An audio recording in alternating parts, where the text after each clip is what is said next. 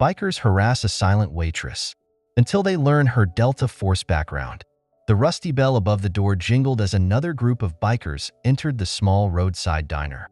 The smell of fried bacon and brewed coffee lingered in the air, mingling with the faint sound of country music playing from an old jukebox in the corner. It was the kind of place that stayed under the radar, a favorite for truckers, locals, and those just passing through. Behind the counter, Claire moved with practiced ease, her expression calm and unreadable. Her dark hair was tied back in a loose ponytail, and her plain uniform, black slacks and a white blouse, blended in with the faded decor of the diner.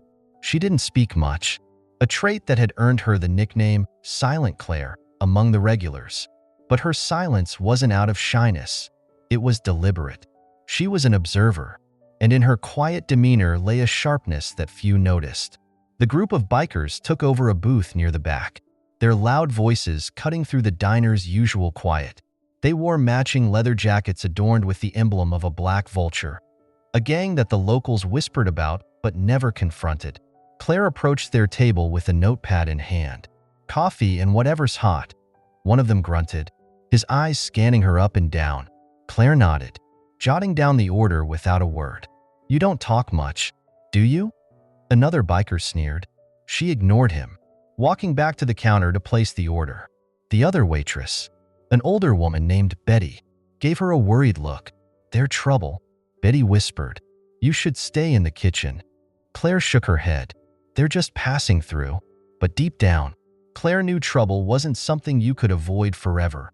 It always found a way to creep in. As the hours passed, the bikers grew rowdier, their laughter and crude remarks unsettling the other customers. Claire continued her work, keeping her head down and her movements efficient. She dealt with men like them before, loud, obnoxious, and always looking for a reaction. When she brought their check, one of the bikers grabbed her wrist, his grip firm but not painful. "You've got a nice touch," he said, smirking. Claire's eyes met his, her gaze cold and unflinching. She didn't pull away or speak, but the intensity of her stare made him falter for a moment before he let her go. "She's got some fire in her," he said to the others, laughing as if trying to cover his unease. Later that evening, after the bikers had finally left, Claire stood by the counter, cleaning up. The diner had emptied out, leaving only the hum of the fluorescent lights and the sound of the jukebox. Betty approached her, placing a hand on her shoulder. "Are you all right?" she asked. Claire nodded. "They'll move on." Betty hesitated. "I hope you're right, but I've seen their kind before. They don't let things go easily." Claire didn't reply. Instead, she looked out the window, her gaze distant. She knew Betty was right. Trouble was brewing, and this time, it was coming straight for her. That night, as Claire locked up the diner and walked to her small apartment above the hardware store, memories of her past crept in like unwelcome shadows. The scars on her hands, hidden beneath the sleeves of her uniform, itched with the memory of old battles. Once, she had been part of something much bigger, Delta Force, the elite unit that operated in the shadows, taking on missions no one else could. She had been trained to survive, to adapt, and to fight. But those days were behind her now. At least, that's what she told herself. As she climbed the stairs to her apartment, Claire paused at the top, her senses tingling with a familiar unease. She glanced over her shoulder, scanning the dark street below. Empty. Still, she couldn't shake the feeling that someone, or something, was watching. With a deep breath, she unlocked her door and stepped inside, locking it behind her. Whatever was coming, she would be ready. She always was. The morning sun cast long shadows over the dusty parking lot of the Black Vulture's clubhouse, a ramshackle warehouse on the outskirts of the neighboring town. Inside, the air was thick with cigarette smoke and the low rumble of laughter. At the center of the room sat Blade, the gang's leader, a towering man with a shaved head and a jagged scar running across his cheek. His leather jacket was adorned with patches, a testament to his violent rise through the ranks. He leaned back in his chair, a half-empty beer bottle in his hand, as one of his men recounted their encounter with the silent waitress from the diner. She didn't say a word. "Boss," the biker said, his voice tinged with both amusement and annoyance. "Just stared at me like I was nothing." The room erupted in laughter, but Blade didn't join in. Instead, he leaned forward, his eyes narrowing. "You're telling me some waitress made you feel small?" he asked, his voice low and dangerous. "No, it's not like that," the biker stammered, his confidence faltering. She didn't flinch, like she wasn't scared of us." The laughter died down as Blade's expression darkened. He took a long pull from his beer before slamming the bottle onto the table. "People like that," he said, his voice cutting through the silence, "are either stupid or dangerous. And I don't believe in stupid." By midday, Blade had made up his mind. He was a man who thrived on control, and the idea that anyone, could look him in the eye without fear gnawed at him. "Get the bikes," he ordered, standing abruptly. "We're going back to that diner." A murmur of agreement swept through the room as the gang prepared to leave. Engines roared to life as the black vultures filed out of the warehouse, their bikes kicking up clouds of dust as they hit the road. At the diner, the lunch rush was in full swing. The chatter of customers filled the air as Claire moved between tables, balancing trays of food with practiced efficiency. She noticed the rumble of motorcycles before anyone else, the sound sending a ripple of unease through her. The bell above the door jingled, and the black vultures entered, their presence sucking the air out of the room. Blade was the first to step inside, his sharp eyes scanning the diner until they landed on Claire. He smirked, nudging one of his men as they made their way to a booth. Claire didn't react, continuing her work as if nothing had happened. The gang's voices grew louder as they ordered food and drinks, their behavior deliberately obnoxious. Customers began to leave one by one, their discomfort evident. Betty approached Claire at the counter, her face pale. "They're scaring everyone away," she whispered. "What should we do?" Claire glanced at the gang, then back at Betty. "Let them finish. They'll leave. And if they don't?" Claire's jaw tightened, but she said nothing. When Claire brought their food to the table, Blade leaned back in his seat, studying her like a predator sizing up its prey. "You don't say much, do you?" he asked, his tone mocking. Claire placed the plates down without a word and turned to leave, but Blade grabbed her wrist, stopping her in her tracks. "Hey," he said, his grip firm. "I'm talking to you." The diner fell silent as all eyes turned to the confrontation. Claire looked down at Blade's hand, then back up at him, her expression cold and unreadable. "Let go," she said, her voice low but steady. For a moment, Blade hesitated, caught off guard by the quiet authority in her tone. Then he laughed, releasing her wrist and raising his hands in mock surrender. "Easy there," he said, smirking. "Didn't mean to upset you." Claire walked away without another word, but the tension in the room was palpable. As the bikers finished their meal and prepared to leave, Blade turned to his men. "Keep an eye on her," he said under his breath. "Something's not right about her." They filed out of the diner, their laughter echoing in the parking lot as their engines roared to life. Inside, Claire watched them go, her hands clenched into fists at her sides. She knew this wasn't the end. Trouble had found her, and it wasn't going to let go without a fight. That night, as Claire locked up the diner, she couldn't shake the feeling that she was being watched. The street was quiet, the glow of the streetlights casting long shadows on the pavement. She paused at the door, her sharp eyes scanning the darkness. Nothing, but Claire knew better than to trust appearances. She slipped her hand into her pocket, her fingers brushing against the cool steel of the tactical knife she always carried. If the black vultures wanted a fight, they were about to find out exactly who they were dealing with. The following day, the diner was unusually quiet. Word of the black vultures' return had spread through the small town, and most of the regulars stayed home, too afraid to risk a confrontation. Claire and Betty worked in near silence, the clink of plates and the hum of the jukebox the only sounds breaking the stillness.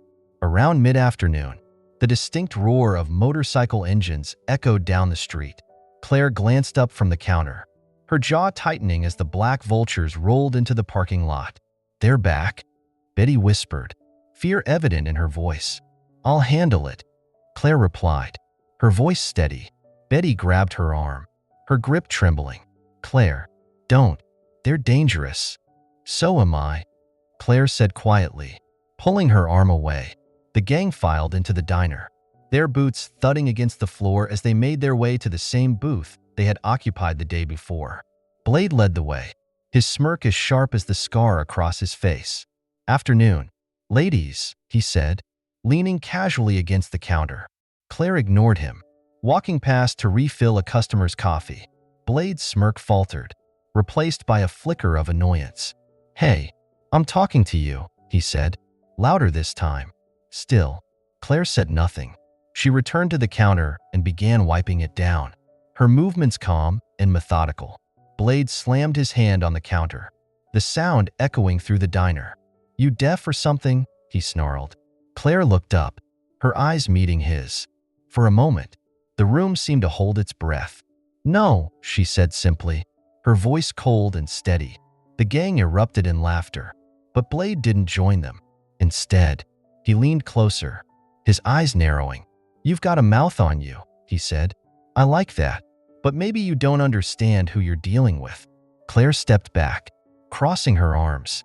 "And maybe you don't either." The diner fell silent again, the tension so thick it felt like the air had been sucked out of the room. Blade's smirk returned, but there was no humor in it. "I think I'm starting to like you. Waitress, what's your name?" "Claire," she said, her tone even. "Well, Claire," Blade said, stepping back toward the booth. "You've got guts. I'll give you that. But guts can only get you so far." The gang settled into their booth, their loud voices filling the diner once more. Claire kept her distance, her sharp eyes tracking their movements as she continued her work. Betty approached her cautiously, her voice barely above a whisper. "Claire, you're going to get yourself hurt." "I can handle them," Claire replied, her gaze never leaving the gang. Betty shook her head. "I don't know who you are, but you're not just a waitress, are you?" Claire didn't answer. As the bikers finished their meal, Blade stood and walked back to the counter, placing a handful of crumpled bills on the surface. "Keep the change," he said, smirking. Claire didn't reach for the money. Instead, she looked him directly in the eye. "Is there anything else?" she asked. Blade leaned in closer, his voice low and menacing. "Yeah, watch yourself, Claire. People who don't show respect tend to get hurt." Without waiting for a response, he turned and walked out, his gang following close behind. Once the bikers were gone, Betty locked the door and turned to Claire, her face pale. "You need to leave town," Betty said urgently. "They're not going to stop until they've scared you off, or worse." Claire shook her head. "Running won't change anything. They'll just find someone else to target." Betty stared at her, a mix of fear and admiration in her eyes. "What are you going to do?" Claire didn't answer. Instead, she walked to the window and looked out at the street, her sharp gaze scanning the horizon. "They'll come back," she said quietly. "And when they do, I'll be ready." That night, Claire returned to her apartment and unlocked the small storage trunk she kept under her bed. Inside were the tools of her former life, a tactical vest, a combat knife, and a sidearm she hadn't touched in years. She ran her fingers over the vest, her mind flooded with memories of missions past. She had left that life behind for a reason, but now it seemed to be catching up with her. With a deep breath, Claire closed the trunk and stood. If the Black Vultures wanted to test her, they would learn the hard way that she wasn't just a waitress. She was a warrior, and she wasn't afraid of them. The Black Vultures' visit left a mark on the town. Word spread quickly about their harassment at the diner, and people began to avoid the area altogether. The once busy roadside stop now felt abandoned, its usual chatter replaced by an uneasy silence. Inside the diner, Claire worked as if nothing had changed. She moved with her usual precision, clearing tables and wiping down counters. But her sharp eyes never stopped scanning the room. Every movement, every sound, was cataloged and assessed. Betty, on the other hand, was visibly on edge. She jumped at every loud noise and cast nervous glances toward the door. "They're going to come back," Betty said one morning as she poured herself a cup of coffee. "They will," Claire replied, her tone calm. "And you're not scared?" Betty asked, her voice rising slightly. Claire looked up, meeting Betty's gaze. Fear doesn't solve problems. That afternoon, the rumble of motorcycles filled the air once more. Betty froze, her hand trembling as she set down a plate. "They're here," she whispered. Claire nodded, wiping her hands on her apron. "Go to the back. Let me handle this." "But, go," Claire said firmly, her voice leaving no room for argument. Betty hesitated for a moment before retreating to the kitchen, leaving Claire alone in the diner as the black vultures walked in. Blade led the group, his presence dominating the room as he approached the counter. His smirk was gone, replaced by a cold, calculating expression. "Afternoon, Claire," he said, leaning on the counter. Claire didn't respond, her face an unreadable mask. Blade chuckled, though there was no humor in it, still playing the silent type. "Huh, you know, that gets old fast." One of the bikers stepped forward, a wiry man with a jagged beard. He grabbed a ketchup bottle from a nearby table and tossed it toward Claire. The bottle arced through the air, aimed directly at her face. In a flash, Claire's hand shot up, catching the bottle effortlessly. The movement was so quick and precise that it left the room in stunned silence. She set the bottle down calmly, her eyes locking onto the man who had thrown it. "Anything else?" she asked, her tone ice cold. The biker took a step back, his bravado faltering. Blade's eyes narrowed as he watched the exchange. For the first time, he realized there was more to Claire than met the eye. "You've got good reflexes," he said, his voice laced with suspicion. "Where'd you learn that?" Claire didn't answer, but her silence spoke volumes. Blade straightened, glancing at his men. "Let's go. We're done here." The bikers filed out reluctantly, but Blade lingered for a moment. He leaned in closer to Claire, his voice low and threatening. "This isn't over," he said. "We'll be seeing you again." Claire's expression didn't change. "I'll be here." After they left, Betty emerged from the kitchen, her face pale. "Claire, what was that?" she asked, her voice trembling. "What do you mean?" "You caught that bottle like it was nothing. That's not normal." Claire shrugged. "It was instinct." Betty shook her head. "No, that was something else. You're hiding something, aren't you?" Claire didn't respond. Instead, she grabbed a broom and began sweeping the floor, as if nothing had happened. That night, Blade and his gang gathered at their clubhouse, the air thick with tension. "She's not just some waitress," the wiry biker said, pacing the room. "Did you see the way she caught that bottle? Like she's done it 100 times. Blade sat in silence, his fingers drumming against the table. "Maybe she's ex-military," another biker suggested. "Special forces." "Maybe." Blade's eyes flicked toward him. "Find out. I want to know everything about her." Meanwhile, in her small apartment, Claire sat on the edge of her bed, staring at the trunk under it. The events of the day had stirred something in her, a memory of a time when reflexes like hers weren't just instinct but survival. She opened the trunk and pulled out her tactical knife, the weight of it both familiar and heavy. The black vultures weren't going to stop, and Claire knew it was only a matter of time before they escalated. If they wanted to push her, she was ready, but she also knew that this time, there would be no turning back. The days that followed were unnervingly quiet. The black vultures didn't return to the diner, and for a moment, it seemed like they might have moved on. But Claire knew better. Silence was never a sign of retreat. It was a sign of planning. Betty tried to convince Claire that things were returning to normal, but Claire remained vigilant. She started taking alternate routes to her apartment, checking the shadows more often, and keeping her knife closer. She wasn't paranoid. She was prepared. Late one evening, as the diner was about to close, Claire stood behind the counter, wiping down the last of the coffee mugs. Betty had gone home early, leaving Claire alone with the faint hum of the jukebox for company. She froze mid-motion, her senses tingling. Someone was outside. From her vantage point behind the counter, Claire could see the darkened parking lot through the large front windows. A figure lingered near the edge of the lot, partially obscured by the shadows. Slowly, Claire moved to the door, flipping the lock and turning off the main lights. The diner fell into darkness, with only the faint glow of the neon "open" sign illuminating the room. She waited, her breath steady, her knife concealed in her hand. The figure didn't approach. Instead, they lit a cigarette, the faint orange glow briefly illuminating their face. It was one of the bikers. She recognized him as the wiry man who had thrown the ketchup bottle. He took a long drag, his gaze fixed on the diner, before turning and walking away into the night. The next morning, Betty arrived at the diner to find Claire already inside, cleaning the windows. "You're here early," Betty said, surprised. "Couldn't sleep?" Claire replied. Betty frowned, noticing the tension in Claire's shoulders. "They were here last night, weren't they?" "One of them," Claire admitted. "He didn't come in, just hung around outside." Betty's face paled.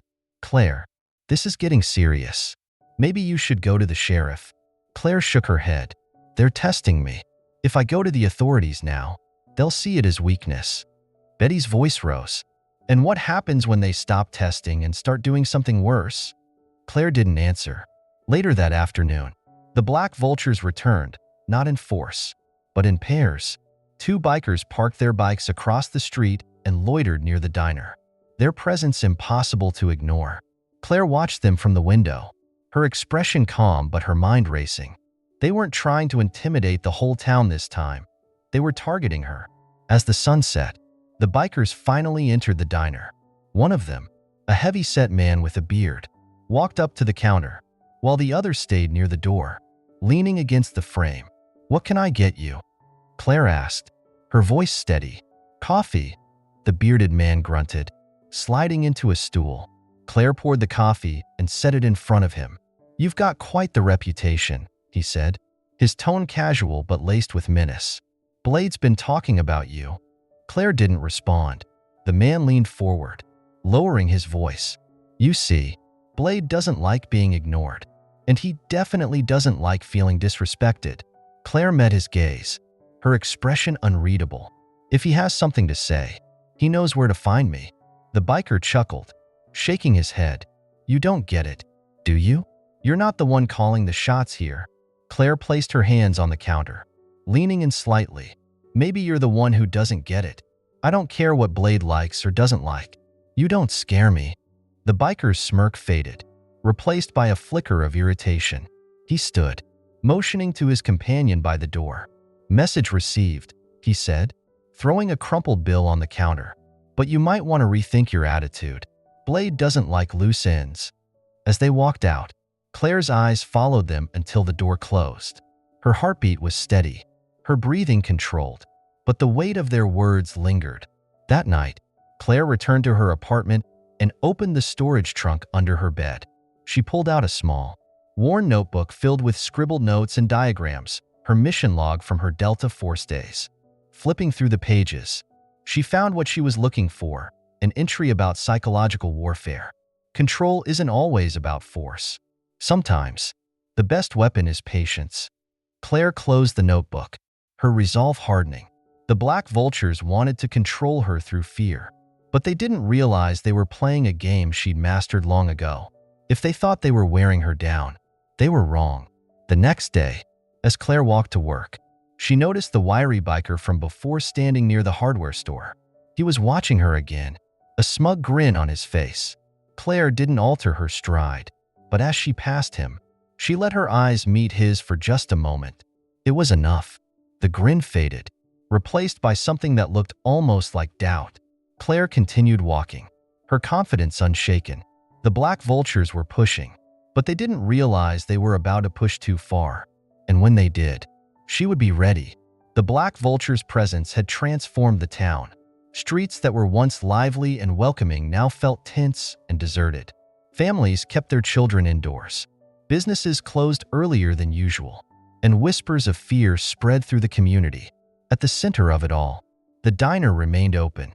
For many, it symbolized defiance, but for others, it was a reminder of the danger looming over the town. Betty nervously watched from the window as Claire prepared for the lunch shift. "I don't know how you do it," Betty said, shaking her head. "They're scaring everyone off, and you act like it doesn't bother you." Claire didn't look up from the plates she was arranging. "If we shut down, they win. They'll see this place as theirs." "And what if they don't stop?" Betty's voice was barely above a whisper. "They will." Claire replied firmly. Once they realize they can't control us. Despite Claire's determination, the diner was almost empty that day. Only a handful of regulars dared to stop by, their faces etched with worry. At one of the booths, a retired trucker named Earl sipped his coffee, his usual jovial demeanor replaced by a solemn silence. "They're bleeding this town dry," Earl muttered as Claire refilled his cup. "Ain't nobody gonna stand up to them." Claire glanced at him, her expression calm but resolute. "People are stronger than they think." Earl shook his head. "Not against men like them. They don't play fair, and they don't back down." Claire didn't respond. Instead, she turned back toward the counter, her mind already racing. By evening, the Black Vultures returned. This time, Blade himself led the way, flanked by half a dozen of his men. The sound of their boots echoed through the nearly empty diner as they took their usual booth in the back. Claire approached their table, her notepad in hand. "Coffee?" she asked, her voice steady. Blade leaned back, smirking. "You're brave. I'll give you that. Most people would have closed up shop by now." "Coffee?" she repeated, ignoring his attempt at conversation. Blade's smirk faltered slightly, but he waved a hand. "Yeah, coffee." As Claire walked away, one of the bikers leaned toward Blade. "She's got nerves of steel. Boss, you sure she's just a waitress?" Blade's eyes followed Claire as she worked. "We'll find out soon enough." As the gang lingered in the diner, their behavior grew louder and more disruptive. They moved between booths, leaving messes in their wake, and their crude jokes made the few remaining customers leave in a hurry. At one point, Blade stood and approached the counter, where Claire was wiping down the surface. "You're not afraid of much, are you?" he asked, his tone curious. Claire glanced at him. "What do you want?" "Blade." He chuckled. "I want to understand you. Everyone in this town is scared of me, but not you. Why is that?" Claire set down the cloth and met his gaze, her expression unreadable. "Because you're not worth being scared of." The room fell silent, the other bikers exchanging surprised glances. Blade's smirk froze for a moment before he let out a low laugh. "You've got guts. I'll give you that," he said, leaning closer. "But guts won't save you when things get ugly." After they left, Betty locked the door and turned to Claire, her face pale. "You're provoking them," Betty said, her voice trembling. "No," Claire replied calmly. "I'm showing them I'm not afraid. They're not like other people, Claire. They don't back down from a fight. They look for one." Claire placed a hand on Betty's shoulder. "And they'll get one, if that's what they want." Betty stared at her, the fear in her eyes giving way to something else, doubt. The next morning, Claire found graffiti scrawled on the diner's front window. "This is our town?" Betty gasped when she saw it, but Claire didn't flinch. She grabbed a bucket of soapy water and began scrubbing the words away. As she worked, a few townspeople passed by, their gazes avoiding her as they hurried along. It wasn't until Earl stopped by that anyone said anything. "You can't keep this up, Claire," Earl said, shaking his head. "They're not just playing games anymore." Claire rinsed the sponge and stood, meeting his gaze. "I know what they're doing, Earl, and I know how to stop them." That evening, Claire sat on her porch, her tactical knife in hand. She turned it over slowly, her mind replaying the events of the past few days. The Black Vultures thought they could scare her, but fear was a weapon she had been trained to resist. If they wanted a fight, they'd soon learn that Claire wasn't just a waitress. She was a force they couldn't break. The Black Vultures didn't let up. Over the next few days, their intimidation tactics escalated. The graffiti on the diner's windows returned. Trash was strewn across the parking lot. And one evening, a few bikers roared past Claire's apartment, revving their engines into the early hours of the morning. Claire remained calm, but the town's fear was palpable. The Black Vultures weren't just harassing her, they were making an example of her. Blade, however, was no longer satisfied with intimidation. He was obsessed with understanding why this silent waitress didn't crumble under his gang's tactics. At the Black Vultures clubhouse, Blade sat with his lieutenant, Snake, a wiry man with a knack for digging up dirt on people. "She's not normal," Blade said, leaning back in his chair. "The way she looks at us, like she's already 10 steps ahead. And did you see the way she caught that bottle? Reflexes like that don't come out of nowhere. Snake nodded, flipping through his phone. I've been working on it, boss. Didn't get much at first, just the basics. Name's Claire Morrison. She's new in town. Moved here a year ago. No family, no friends. Real quiet life. Blade frowned. That doesn't explain anything. Snake smirked. That's because I wasn't done. I dug deeper, pulled some strings, and found this. He handed Blade a photo. It showed a younger Claire, dressed in military fatigues, standing with a group of soldiers. Delta Force, Snake said, his tone filled with awe. She was Special Forces, boss, one of the best. Blade's eyes widened as he studied the photo. Delta Force? You're telling me she's a goddamn commando? Was. Snake corrected. She left the military a few years ago. Rumor is she lost a team during a mission. After that, she disappeared. Blade leaned forward, his smirk returning. So that's what she's hiding. No wonder she's got nerves of steel. The next day, Blade returned to the diner, this time alone. He walked in just before closing, the bell above the door jingling in the quiet room. Claire glanced up from the counter, her expression as calm as ever. Coffee? She asked. Blade nodded, sliding into a stool at the counter. Sure. Black. Claire poured the coffee and set it in front of him without a word. For a moment, the two sat in silence, the tension in the air almost suffocating. Finally, Blade spoke. You're not just a waitress, are you? Claire's hands stilled, but her expression didn't change. What do you mean? Blade chuckled, pulling the photo Snake had found from his jacket and sliding it across the counter. This ring any bells? Claire froze for a split second, her mask slipping before she quickly regained her composure. Where did you get this? She asked, her voice steady but cold. Doesn't matter, Blade said, leaning forward. What matters is who you really are. Delta Force. Special Ops. That's some serious stuff. Claire. Claire stared at him, her mind racing. Blade smirked, savoring her reaction. So what happened? Huh. Why is someone like you hiding out in a nowhere town like this? Working in a diner? Claire's grip on the counter tightened, but she kept her voice even. You don't know anything about me? Blade shrugged. Maybe not, but I know enough to see why you're not scared of me. You've been through worse, haven't you? Claire didn't answer. Blade stood, slipping the photo back into his jacket. Don't worry. I'm not here to start trouble, not yet. Anyway, I just wanted to see the real you. He leaned in close, his voice dropping to a whisper. But let me give you some advice. Whatever you're hiding from, it's not going to save you when we come back. Claire's jaw tightened, but she didn't speak. Blade smirked. See you around, Delta. He left without another word, the door jingling softly behind him. Once he was gone, Claire sat down heavily at the counter, her calm facade cracking for the first time. She stared at the empty coffee cup in front of her, her mind flooded with memories she had tried so hard to bury. The mission, the ambush, the lives lost. It was all coming back. That night, Claire opened her storage trunk and pulled out her old military gear. The vest, the knife, the sidearm. They were relics of a life she had sworn to leave behind. But now, the past was catching up with her. She sat on the floor, staring at the gear for what felt like hours. The Black Vultures thought they had her figured out, but they didn't know the full story. They didn't know what she was capable of. If they wanted to push her, she would push back harder. Because no matter how far she had run from her past, Claire Morrison was still a soldier, and she was done hiding. The revelation of Claire's past didn't stop Blade. It only fueled his determination. Knowing she was ex-military made her a challenge he couldn't resist.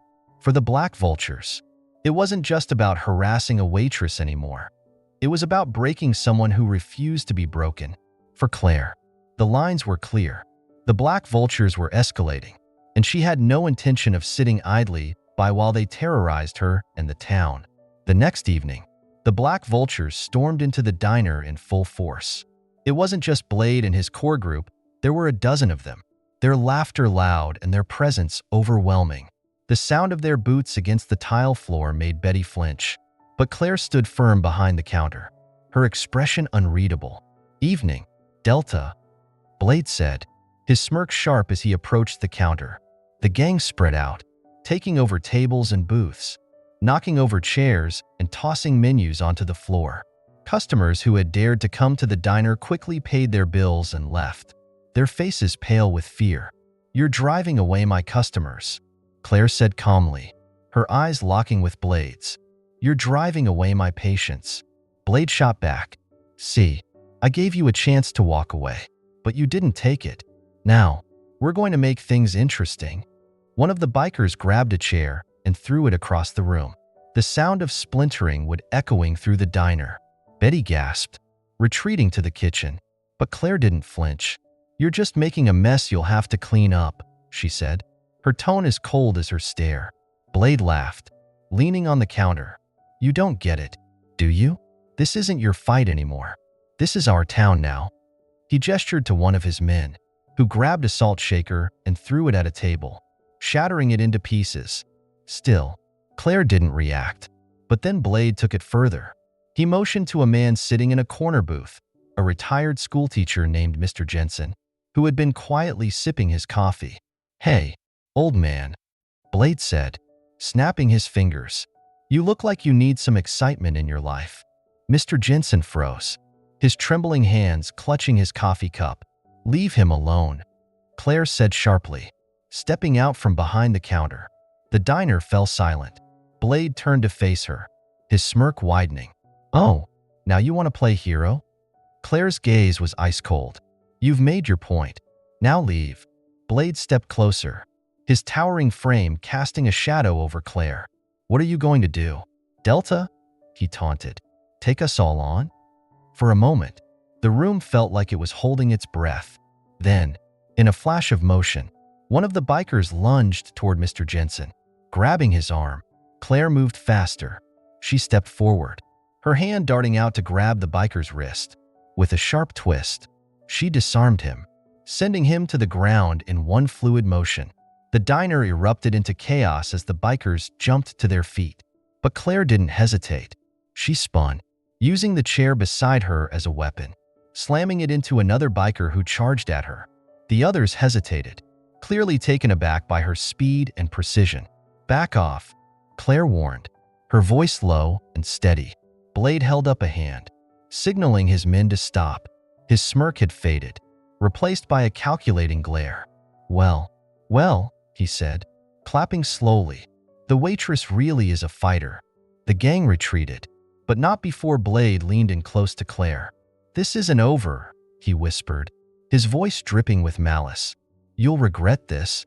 Claire didn't respond, her cold gaze meeting his as he turned and left with his men. After they were gone, the diner fell into silence. Betty emerged from the kitchen, her face pale. "Claire," she said, her voice shaking. "What just happened?" "They pushed too far," Claire replied, her voice calm. "I pushed back." Betty stared at her, a mixture of fear and awe in her eyes. "You can't keep this up. They're going to come after you." Claire nodded. "Let them." That night, Claire returned to her apartment and began preparing for what she knew was coming. She retrieved her tactical vest and knife, ensuring they were ready for use. The Black Vultures wanted to fight, and now they knew she wasn't afraid of them. But what they didn't realize was that Claire wasn't just fighting to protect herself. She was fighting for the town that had taken her in, for the people who couldn't fight back, and she was done playing nice. From that moment, the battle lines were drawn. The Black Vultures weren't going to back down, and neither was Claire. This was war, and Claire was ready for it. The aftermath of the confrontation in the diner spread through the town like wildfire. Whispers of Claire's takedown of 2 Black Vultures filled every corner, from the cafe to the hardware store. Some people felt a spark of hope, but most were terrified. If the Black Vultures weren't dangerous enough before, now they were humiliated. And a wounded predator was always the most lethal. Late one evening, Claire walked through the quiet streets, her sharp senses on high alert. The air felt heavier, charged with the tension of an impending storm. As she turned a corner near the hardware store, she spotted a group of 3 bikers lingering in the shadows, their voices low but heated. One of them noticed her and elbowed the others. "Well, Look who it is. The wiry man from the diner sneered, stepping into the light. The other two flanked him, their postures aggressive. Blade's not happy with you. Delta. The wiry man continued, his grin wide and malicious. He doesn't like being embarrassed. Claire stopped, her expression calm but her hand inching toward the knife hidden under her jacket. You're out of your depth, she said, her voice low and steady. Walk away while you still can. The wiry man laughed. You think you scare us? You got lucky in the diner. But out here, it's 3 against 1.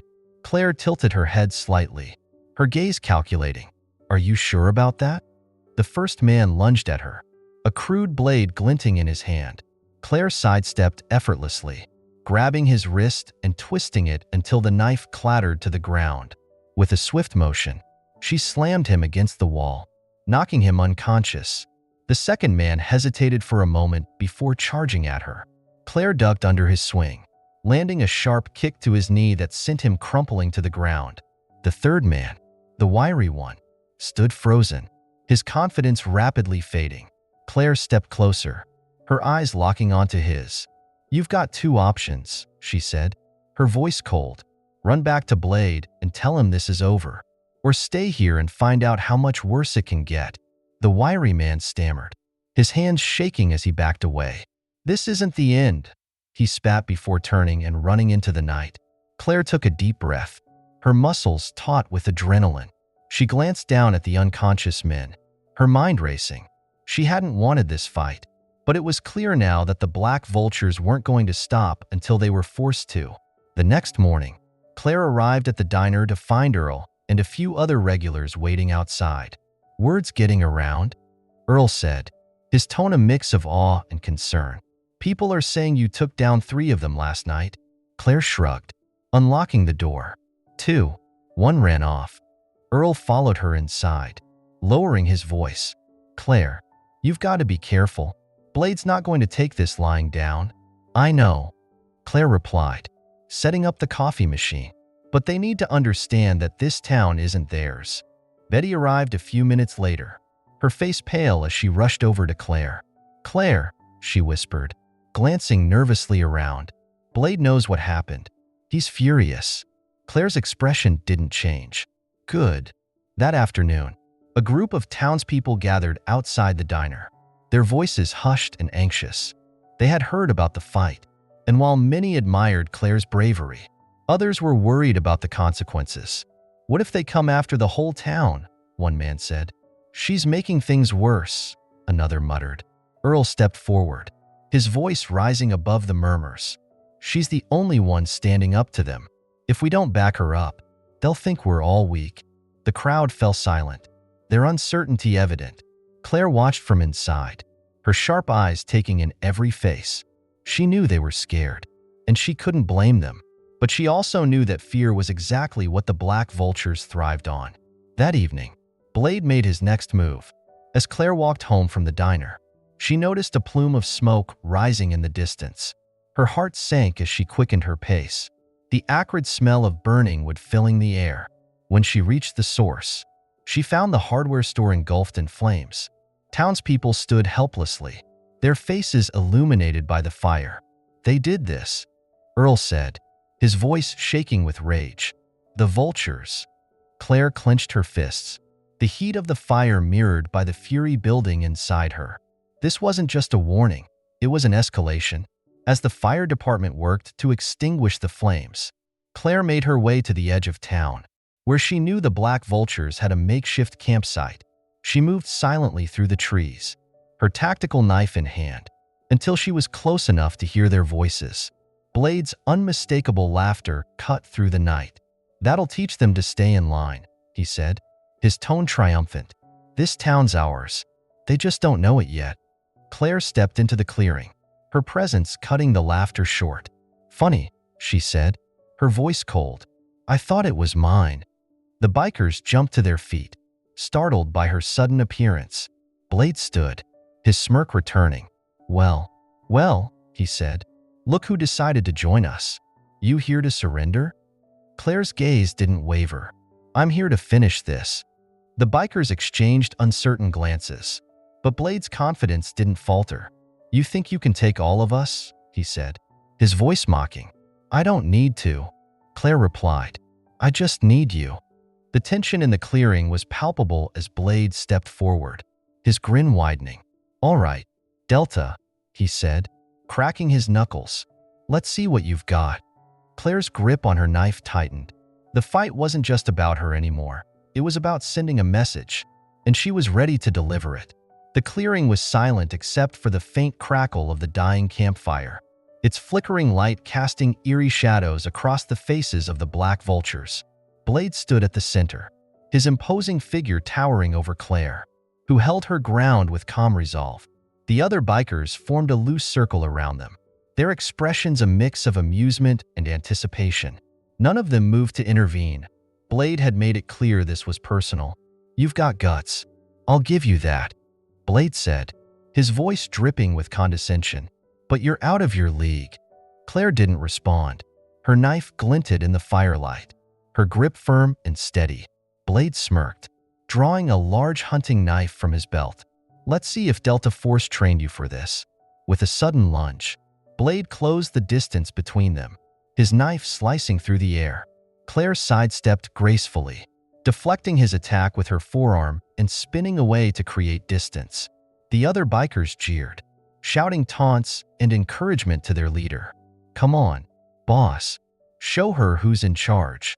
Blade advanced again, his movements quick but unrefined. He swung his knife in a wide arc, aiming for Claire's midsection.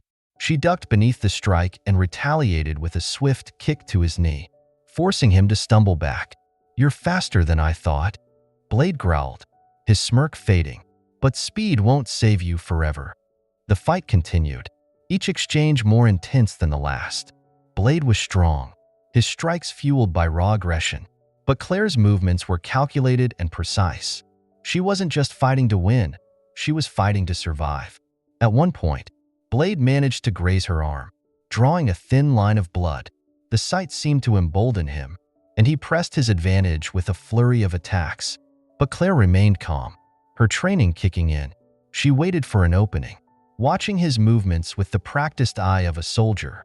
When Blade overextended on a particularly wild swing, Claire seized her chance. She stepped inside his guard, driving her elbow into his chest and knocking the wind out of him. Blade staggered back, clutching his ribs. The bikers fell silent, their confidence in their leader visibly shaken. "You think you're tough because you've got a gang behind you," Claire said, her voice steady and cold. "But when it's just you and me, you're nothing." Blade's face twisted in rage. "Shut up." He lunged again, his knife aimed for her throat. Claire sidestepped at the last second, grabbing his wrist and twisting it with practiced precision. The knife clattered to the ground, and before Blade could react, she swept his legs out from under him, sending him crashing to the dirt. She kicked his knife away and pressed her own blade to his throat, her knee pinning him to the ground. The clearing was deathly silent. "Enough," Claire said, her voice low but firm. "This ends now." Blade glared up at her, his breathing ragged.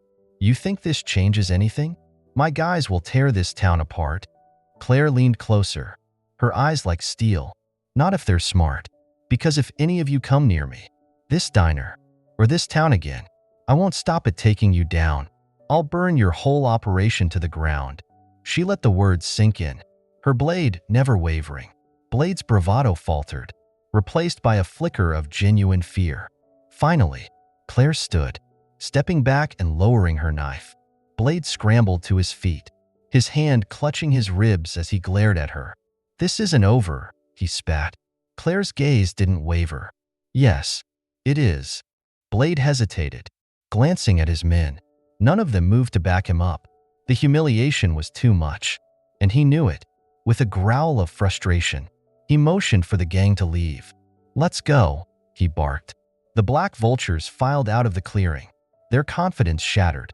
Blade was the last to leave, casting one final glare over his shoulder before disappearing into the darkness. Claire stood alone in the clearing, her chest rising and falling as the adrenaline began to fade. The silence around her felt heavy, but she knew the message had been sent. For now, the black vultures were broken, She wiped the blood from her arm and tucked her knife back into its sheath. As she made her way back toward the town, she felt the weight of what she'd done settle over her. The fight wasn't just about her. It was about the people of Willow Creek, and while the Black Vultures might regroup, she knew one thing for sure. They'd think twice before coming after her again. But Claire also knew this wasn't the end. Blade's parting words echoed in her mind, a reminder that trouble had a way of lingering. For now, though, she had one, and the town had hope again. Tomorrow, she would face whatever came next. But tonight, she allowed herself a moment of peace. The morning after Claire's fight with Blade, the town of Willow Creek woke to an unusual sense of quiet. For the first time in weeks, the streets were free of the Black Vultures. Their usual roaring engines and menacing presence were conspicuously absent, replaced by the hum of a town tentatively finding its balance again.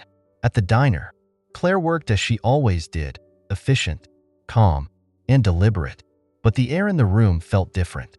The few regulars who had dared to return exchanged whispers, their eyes occasionally darting toward Claire. "Did you hear?" Earl muttered to another customer at the counter. She stood up to Blade. "Took him down, they say." The other man nodded, glancing at Claire as she refilled coffee cups. "I heard the same. Think they'll come back?" "Not after what she did," Earl replied. "But if they do, I reckon she'll be ready." Betty arrived halfway through the morning shift, her expression a mix of worry and relief. "I saw them leave town," Betty said as she set her bag down. "A whole pack of them, heading west on the highway. They looked defeated." "They are," Claire replied simply, sliding a plate of pancakes onto the counter. Betty lowered her voice. "But for how long? You know they're not just going to forget this, right?" Claire nodded, her face unreadable. "I know." Later that afternoon, Sheriff Briggs came by the diner.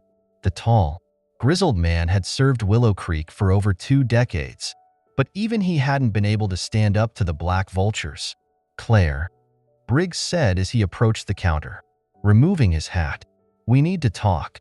Claire gestured for him to sit, pouring him a cup of coffee. "I heard about what happened last night," Briggs began, his tone measured.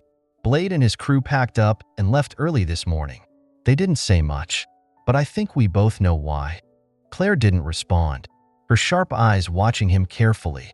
Briggs leaned forward, lowering his voice. "You're the reason this town's still standing. But if they come back, I need to be ready." "We all do."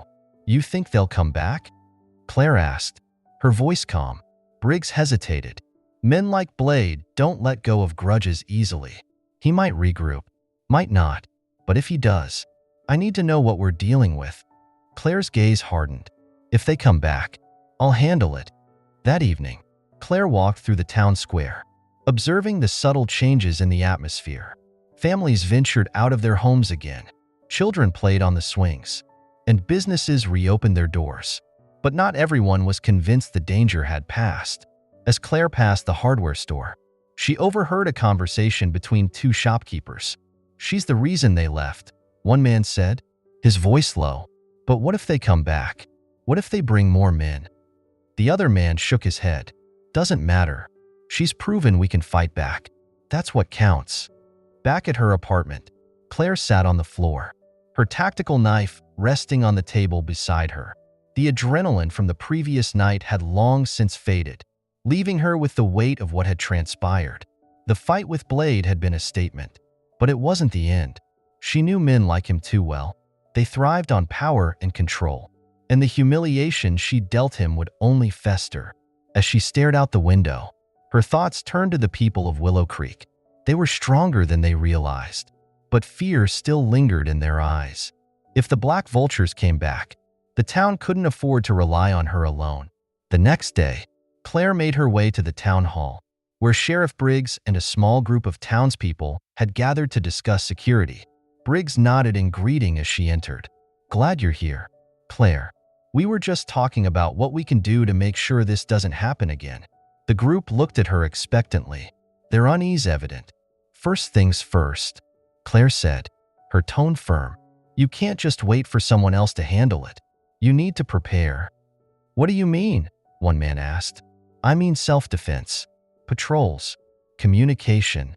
Claire replied, "You need to show them that this town isn't an easy target, because if they think you're weak, they'll come back." Briggs nodded. "We can train people, but we don't have the experience you do. Would you be willing to help?" Claire hesitated. She had left her old life behind for a reason, but seeing the determination in their eyes, she realized she couldn't turn away. "I'll help," she said finally, "but only if you're serious. This isn't about fighting, it's about standing together." Over the following weeks, Claire worked with Briggs and a group of volunteers to organize basic self-defense training. She taught them how to stay alert, how to react under pressure, and most importantly, how to protect each other. The process wasn't easy. Many of the townspeople had never even held a weapon, let alone defended themselves, but Claire's calm, steady presence gave them confidence. As word spread, more people joined the training sessions, transforming the once quiet town into a community ready to stand up for itself. One evening, as Claire packed up after a training session, Betty approached her, a rare smile on her face. "You're changing this place," Betty said. "People aren't scared anymore. They're learning to fight back," Claire replied. Betty placed a hand on Claire's shoulder. "And so are you." Claire froze for a moment, the weight of Betty's words sinking in. Maybe Betty was right. Maybe this wasn't just about protecting the town. Maybe it was about facing her own demons, one fight at a time. For the first time in a long while, Claire allowed herself to hope. The town wasn't just surviving, it was growing stronger. And so was she. Despite the growing sense of security in Willow Creek, Claire knew better than to believe the Black Vultures were gone for good. Blade wasn't the kind of man to accept defeat quietly, and she suspected he was already planning his next move. What Blade didn't know, however, was that Claire was planning hers, too. At the diner, Claire and Sheriff Briggs sat at a corner booth. A map of the town and surrounding areas spread out between them. "If Blade comes back, he'll want to make a statement," Claire said, tracing a route along the map. "He won't come quietly, and he won't come alone."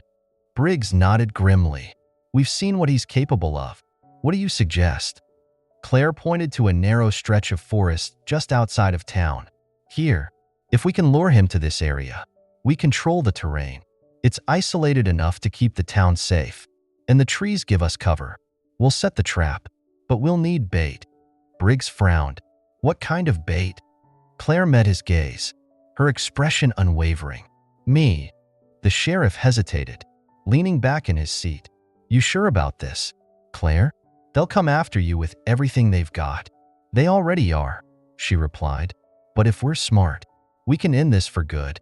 Briggs sighed, rubbing the back of his neck. "All right, we'll set up a small team to back you up, but you'll need to draw them in first."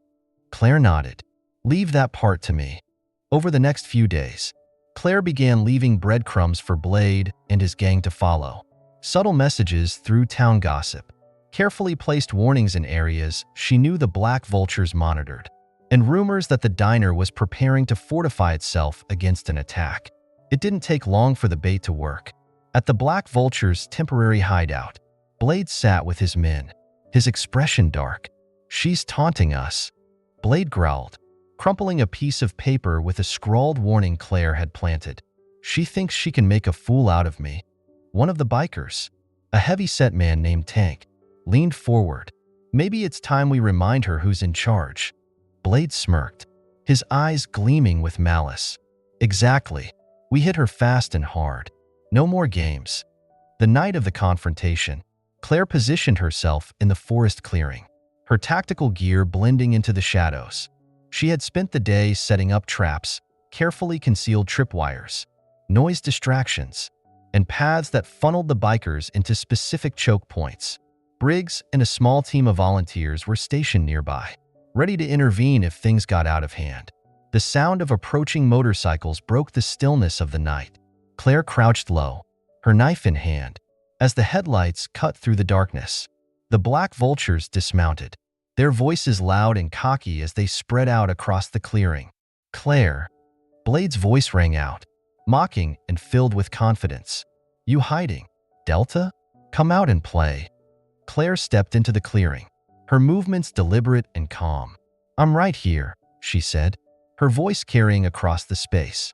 Blade smirked, stepping forward with his knife in hand. You've got guts showing your face, but it ends here. He gestured to his men. Surround her. Make sure she doesn't slip away this time. The bikers moved to encircle her, but as they stepped into the traps Claire had set, chaos erupted. The first man tripped over a wire, triggering a clattering of metal cans that sent the group into confusion. Another stumbled into a concealed spike strip, his shout of pain drawing the gang's attention. What the hell is this? Blade roared, his eyes darting around the clearing. Claire moved quickly, using the distraction to strike. She took out two of the bikers with precise blows, disarming them before they could react. The remaining men regrouped, their confidence faltering as they realized they were being outmaneuvered. Get her, Blade shouted, charging toward Claire with his knife raised. Claire met him head-on, her movements fluid and controlled. She sidestepped his wild swing and landed a sharp kick to his side, sending him stumbling. The other bikers hesitated, unsure whether to attack or retreat. That moment of doubt was all Claire needed. She struck with precision, taking down another two bikers before they could react. By the time Briggs and his team arrived, the fight was nearly over. The remaining Black Vultures had either fled or been incapacitated, leaving Blade alone in the clearing, battered and furious. Give it up, Blade, Briggs called out, his weapon trained on the gang leader. Blade glared at Claire, his chest heaving. This isn't over, he spat, his voice filled with venom. Claire stepped closer, her knife glinting in the moonlight. Yes, it is. Blade dropped his knife, his shoulders slumping in defeat as Briggs moved in to restrain him. The remaining bikers were rounded up, and as they were led away, the forest grew quiet once more. Claire stood in the clearing, her breath steady as she surveyed the aftermath. The trap had worked, and the Black Vultures were finally broken. For the first time in weeks, the weight on her shoulders began to lift. Back in town, word of Claire's victory spread quickly. People returned to the streets, their fear giving way to cautious optimism. At the diner, Betty hugged Claire tightly, tears in her eyes.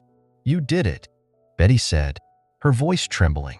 Claire nodded, her gaze distant. For now, she knew there would always be new threats, new battles to fight. But for now, Willow Creek was safe, and that was enough.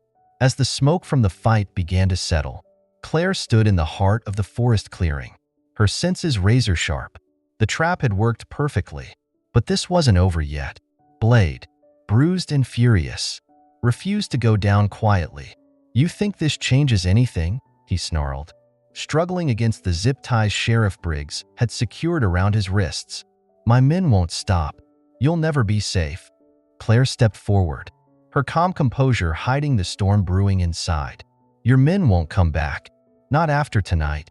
Blade's lips curled into a sneer. You don't get it, do you? Men like me don't just give up. We regroup. We come back stronger.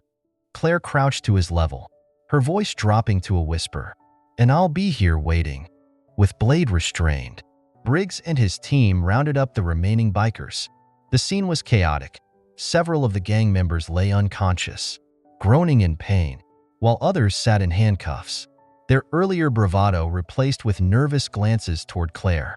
You really did a number on them, Briggs said as he approached Claire. His tone carried a mixture of amazement and respect. It's not about hurting them, Claire replied, her eyes scanning the clearing. It's about sending a message. Briggs nodded, glancing toward the group of captured bikers. Message received loud and clear. The sound of distant sirens signaled the arrival of reinforcements. Deputy vehicles pulled up to the edge of the forest, their flashing lights illuminating the aftermath. Betty appeared shortly after, her face pale but resolute as she ran toward Claire. You're okay, Betty said, relief flooding her voice. I was so worried. I'm fine, Claire assured her, her expression softening. Betty looked around at the bikers being hauled away, her jaw tightening.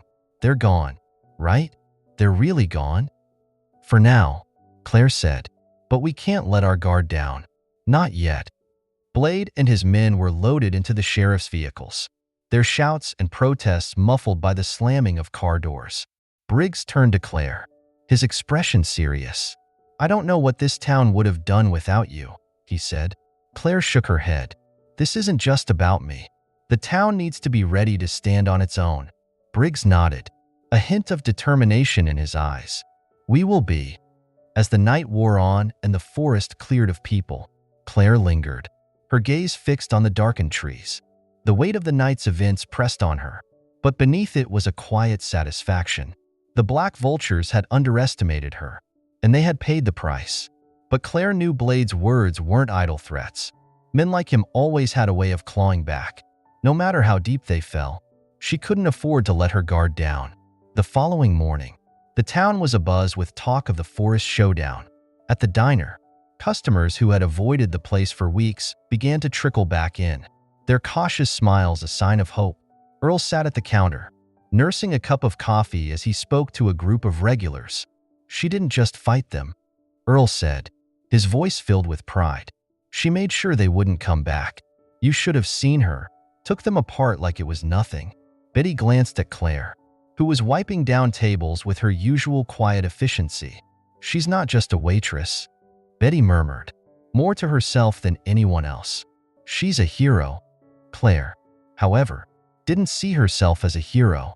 She had done what was necessary, nothing more. The people of Willow Creek deserved to live without fear, and if she had to step into her old life to make that happen, so be it. That afternoon, Briggs stopped by the diner, a small stack of papers in hand. "What's that?" Claire asked as he slid them onto the counter. "Documents from the state police," Briggs said. "They're investigating Blade's operation now. They think he was tied to a bigger network." Claire frowned. "You think they'll dig up anything useful?" "They already have," Briggs replied. "Turns out, Blade wasn't just running this gang. He was part of a larger crew operating across state lines. We're not out of the woods yet." Claire's expression darkened. "What does that mean for Willow Creek?" "It means we need to stay vigilant," Briggs said. "But if it's any consolation, we've got you on our side." That night, Claire sat on the porch of her apartment, the cool breeze carrying the distant hum of crickets. She thought about the people she had helped protect, about the fear she had seen in their eyes slowly giving way to hope. She thought about Blade's threats, his promise to come back stronger, and she thought about her own journey, how far she had come from the soldier she used to be, and how close she had come to losing herself again. The fight wasn't over. It never truly was. But for now, Willow Creek was safe, and Claire was ready for whatever came next. Blade sat in a dimly lit cell at the county jail, his hands cuffed to the table in front of him. His face was bruised from the fight with Claire, his ribs still aching from the kick that had dropped him to the ground. But the physical pain was nothing compared to the humiliation that burned inside him. Across from him, two state investigators flipped through files, their expressions neutral. "So," one of them said, setting a folder down, "it looks like you've been busy, Mr. Kane." Blade didn't respond. His real name, Dane Kane, felt like a mockery now, like a relic of a man who had once controlled fear, only to become a prisoner. Thank you for listening to this story. Subscribe to the channel so you don't miss more thrilling and exciting stories to come. "You've got a record as long as my arm," the investigator continued. "Racketeering, extortion, assault, and now, thanks to your little stunt in Willow Creek, you're looking at conspiracy and weapons charges." Blade smirked despite himself. "You think locking me up is gonna change anything?" The investigator leaned forward, his tone cold. "We'll see. Your gang's falling apart, and it looks like your operation wasn't as airtight as you thought." Blade's smirk faltered, but only for a moment. He wasn't about to let them see any weakness. Later, in the silence of his cell, Blade's mind raced. The state police might think they had him cornered, but Blade had learned long ago how to play the long game. He thought about Claire, the woman who had dismantled his operation with nothing but grit and skill. She had been a wild card, someone he hadn't accounted for, but now he understood her. Delta Force, Special Ops, someone who had spent years fighting in the shadows. She wasn't just a waitress, she was a soldier. And soldiers, Blade knew, always had their breaking point. Meanwhile, back in Willow Creek, Claire felt the weight of the fight lingering over her. The town was safer now, But the aftermath of the Black Vulture's reign was still evident. Businesses were rebuilding. Families were piecing their lives back together. And the scars of fear hadn't yet faded. At the diner, Betty tried to lighten the mood as the two worked the lunch shift. "Do you think it's really over?" Betty asked, her voice tentative.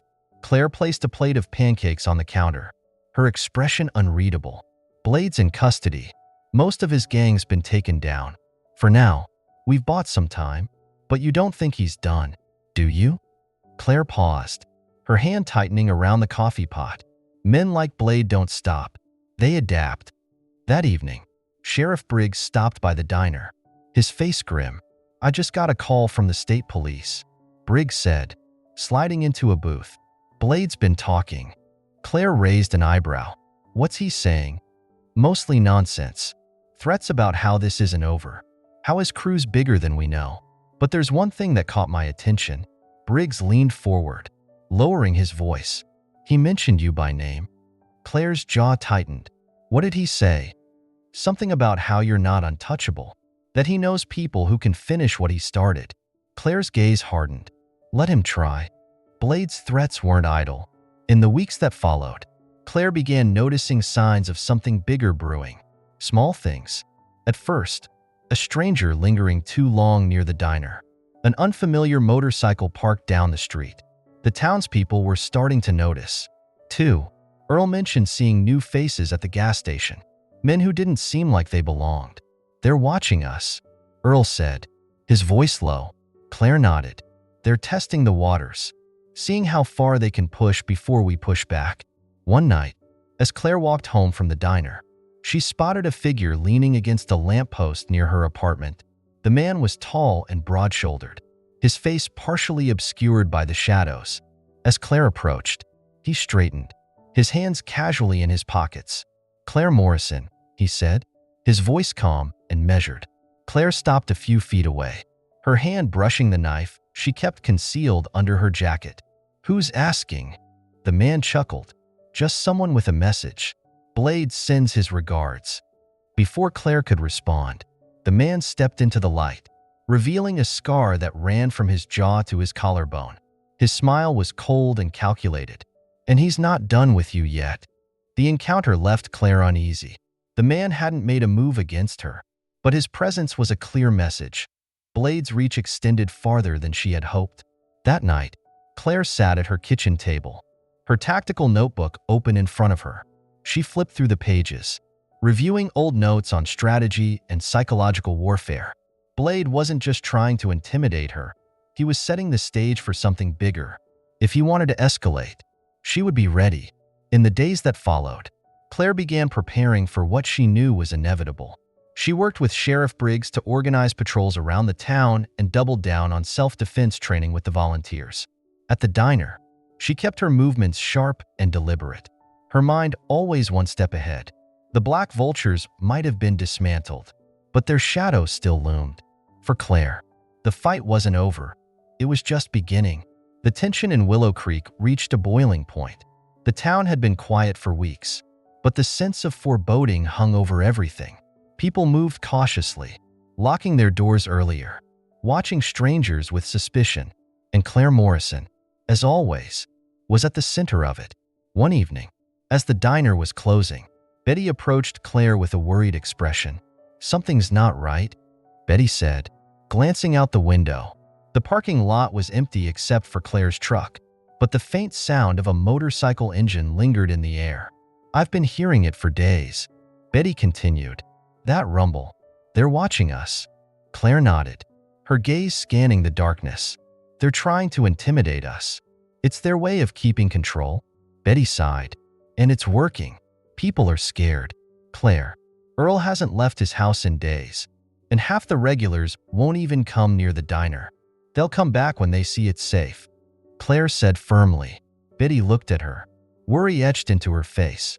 "And what about you? Are you safe?" Claire didn't answer. That night, as Claire walked to her apartment, she felt the weight of eyes on her. It wasn't paranoia. It was a certainty born of years of training. Someone was watching. She stopped at the corner of the street, her hand instinctively reaching for the knife concealed beneath her jacket. The faint hum of a motorcycle engine grew louder, and moments later, a single bike emerged from the shadows. The rider, clad in leather and wearing a helmet with a dark visor, slowed as he passed her, his head turning slightly as if to acknowledge her presence. Claire didn't flinch. She met the rider's gaze, or what she assumed was his gaze, until he sped off into the night. The next morning, Sheriff Briggs stopped by the diner, his face grim. "We've got a problem," Briggs said, sliding into a booth. "What is it?" Claire asked. Sitting across from him, Briggs placed a small envelope on the table. It was plain white, unmarked except for Claire's name scrawled in bold, uneven letters. "This was left on the station steps," Briggs said. "Figured it was meant for you." Claire opened the envelope, her fingers steady. Inside was a single sheet of paper with a crude drawing of a dagger piercing a vulture. Beneath it were the words, "You can't win." Briggs watched her carefully. "I don't like this, Claire. It's not just a threat, it's a challenge. They're testing me," Claire said, folding the paper, "trying to see how far I'll go before I crack." "What are you going to do?" Briggs asked. Claire's gaze was cold and unyielding. "Finish it." Claire spent the rest of the day preparing. She knew Blade's men were circling, probing for weaknesses, looking for the perfect moment to strike. She couldn't let them dictate the terms of the fight. That evening, Claire walked into the town square, where Briggs had gathered a small group of volunteers. These were the same people she had been training for weeks: store owners, farmers, and retirees who had stepped up to defend their town. "You've all done well," Claire began, her voice steady. "But this isn't over. Blade's people are still out there, and they're not going to stop until we show them we're not afraid." The group murmured in agreement, though their nervousness was evident. "They think they can scare us into submission," Claire continued. "But fear is their weapon, and we're going to take it away from them." Earl stepped forward, his weathered face determined. "What do you need us to do?" Claire looked at each of them in turn. "We're going to show them that this town doesn't belong to them. We'll keep watch, stay alert, and when they come, we'll be ready." As the volunteers dispersed to their posts, Claire stayed behind with Briggs, who watched her with a mixture of respect and concern. "You're taking a big risk," Briggs said. Claire nodded. "It's the only way to end this." Briggs sighed, resting his hands on his hips. "Just don't forget, Claire, you're not alone in this." Claire gave him a faint smile. "I know." That night, Claire set a trap. She drove her truck to an abandoned lot on the edge of town and left it parked with the lights on. The lot was surrounded by buildings that offered plenty of cover, and Claire positioned herself on the roof of a nearby hardware store, her knife at her side and her eyes fixed on the scene below. She didn't have to wait long. The rumble of motorcycles echoed through the night, growing louder until 3 bikes pulled into the lot. The riders dismounted, their movements cautious but confident. One of them called out, his voice carrying through the darkness. "Claire, we know you're here. Why don't you come out and play?" Claire didn't answer. Instead, she waited, her breathing steady as the men began to spread out, searching for her. As one of the riders moved closer to the truck, Claire struck. She dropped silently from the roof, landing behind him and pinning him to the ground before he could react. The other 2 spun around at the sound of the scuffle, but by the time they reached their companion, Claire had melted back into the shadows. "What the hell?" one of them muttered, his voice shaking. "She's messing with us," the other growled. "Stick together." But Claire was faster. She took out the second man with a swift blow to the back of the knee, disarming him before he could draw his weapon. The last rider, realizing he was alone, turned and ran for his bike. Claire stepped out of the shadows, blocking his path. "Tell Blade," she said, her voice cold and steady, "that if he wants to finish this, he'll have to come himself." The rider hesitated, his face pale, before nodding quickly and scrambling onto his bike. As he sped off into the night, Claire stood in the empty lot, her knife glinting in the moonlight. The message was clear. This wasn't over, but it was about to be. The rider's panicked retreat sent a ripple through the remaining members of the Black Vultures. Word spread quickly among Blade's scattered crew. Claire Morrison wasn't just a problem. She was a threat they couldn't control. But Blade wasn't finished. Sitting in his holding cell, Blade seethed as he learned of Claire's latest move. The message she had sent was clear, and it only deepened his hatred. He wasn't about to let some ex-soldier make a fool of him and dismantle everything he had built. When his lawyer arrived, Blade leaned forward, his voice low and filled with venom. "Get me out of here," he growled. "Now." Meanwhile, back in Willow Creek, the town braced for what felt like the calm before the storm. Claire moved with purpose, her eyes constantly scanning her surroundings. Every sound, every movement, felt amplified, as though the world was warning her of what was to come. At the diner, Betty noticed the change in Claire. "You've always been calm," Betty said, her voice soft as she handed Claire a fresh pot of coffee. "But now, you're different." Claire glanced at her, her expression unreadable. "It's not over yet." Betty hesitated. "Do you think it ever will be?" Claire paused, her gaze drifting out the window. "Not until Blade's finished." That afternoon, Sheriff Briggs received troubling news. Blade had been released on bail. He called Claire immediately, his voice tense. "He's out," Briggs said. "It's only a matter of time before he tries something." Claire's jaw tightened. How did he manage that? Lawyer pulled some strings. Briggs replied, "The state's still building their case. But for now, he's a free man." Claire didn't respond immediately. She knew what Blade's next move would be. "He's coming here," she said finally. "Most likely." Briggs agreed. "We need to be ready." Over the next few days, Claire and Briggs worked tirelessly to prepare the town. Volunteers doubled their patrols, and key entry points were fortified. The diner became an informal command center, with maps and plans spread across its tables. But even with the precautions, Claire knew the fight wouldn't be about numbers. It would be about precision, strategy, and timing, things Blade and his gang didn't fully understand. One evening, Earl approached Claire as she worked on the latest patrol schedule. "You've done so much for this town," Earl said, his voice steady. "But I've got to ask, why? Why not just leave and let us figure it out?" Claire paused, looking up at him. "Because running doesn't solve anything," she said simply. "I've tried that before, and it only makes the problem worse. If we want this to end, we have to face it head on."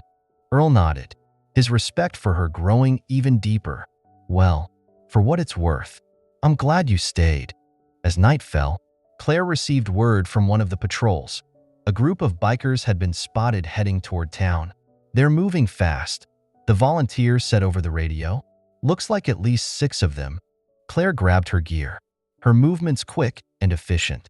She turned to Briggs, who stood nearby. "Get everyone ready," she said. "This is it." Briggs nodded. "Be careful out there." The bikers arrived at the edge of town just before midnight, their engines rumbling like distant thunder. They stopped near the main street, their figures silhouetted against the glow of their headlights. Blade dismounted his bike, his scarred face twisted into a scowl. "Claire," he shouted into the night. "You wanted me?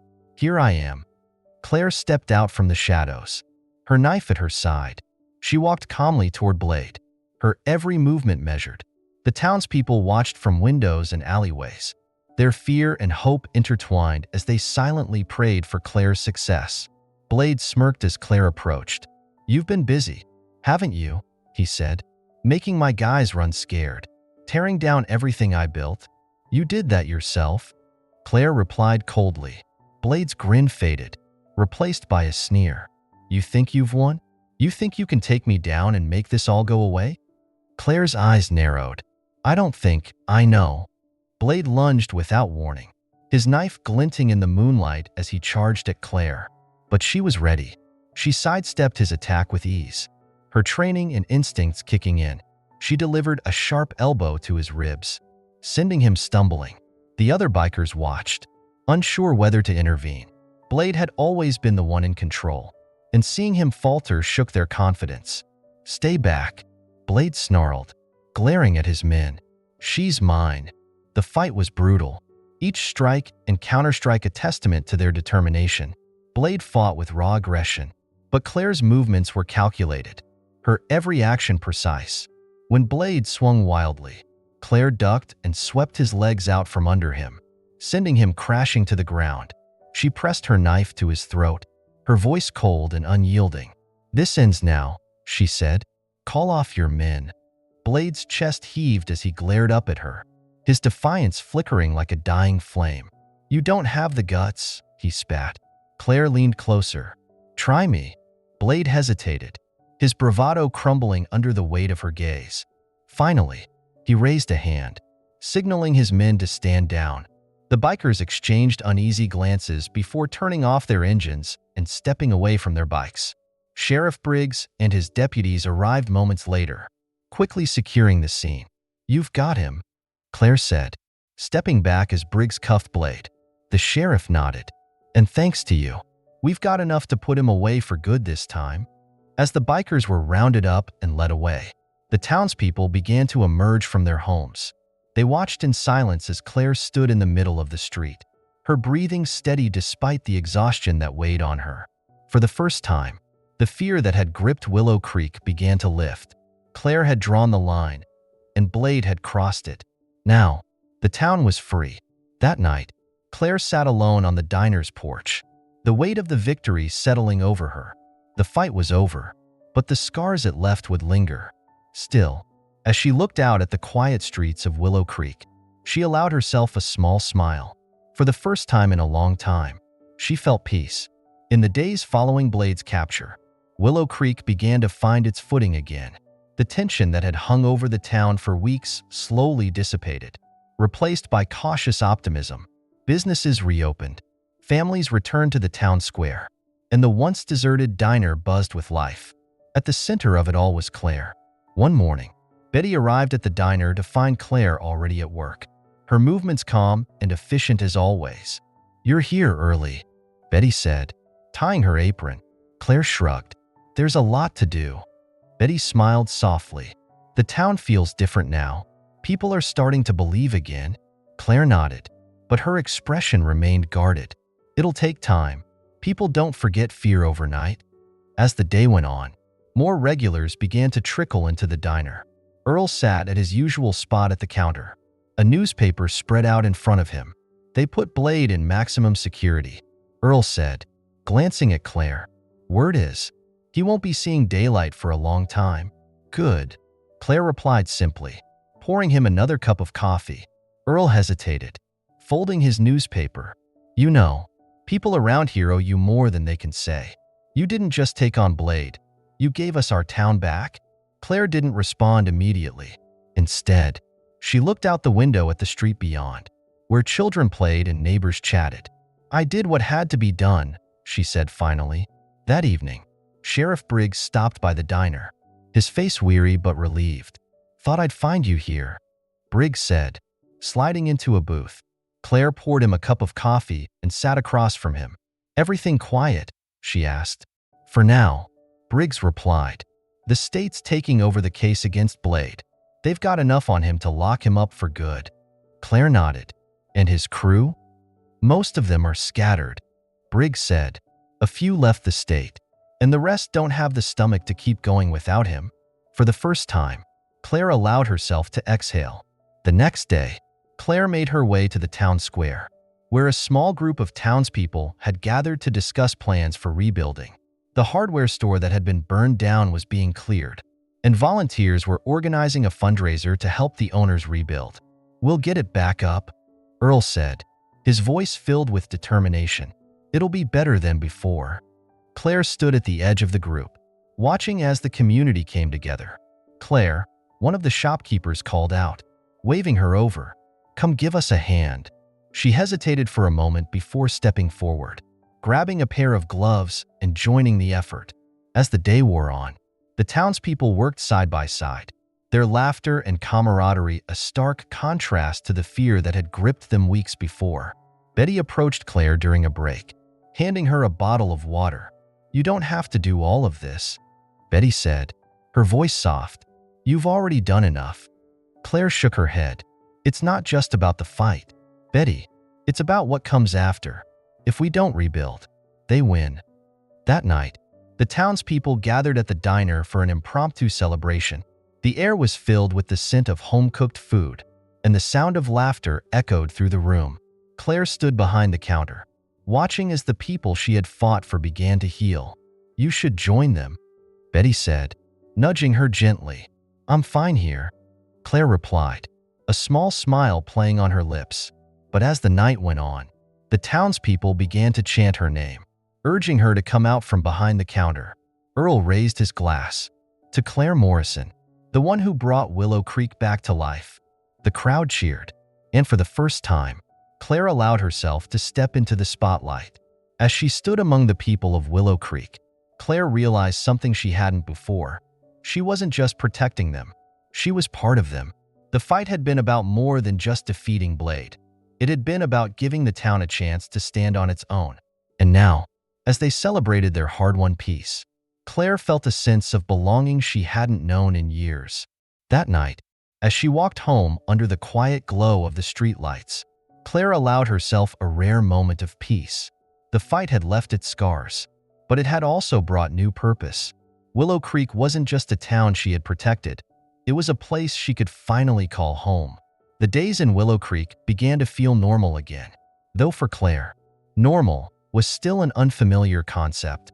As the town continued to rebuild, she found herself quietly stepping into a new role, not just as a protector, but as someone who could help the people grow stronger. Her past, once a heavy burden, began to feel less like a weight and more like a foundation. One afternoon, as Claire was working in the diner, Sheriff Briggs entered with a serious expression.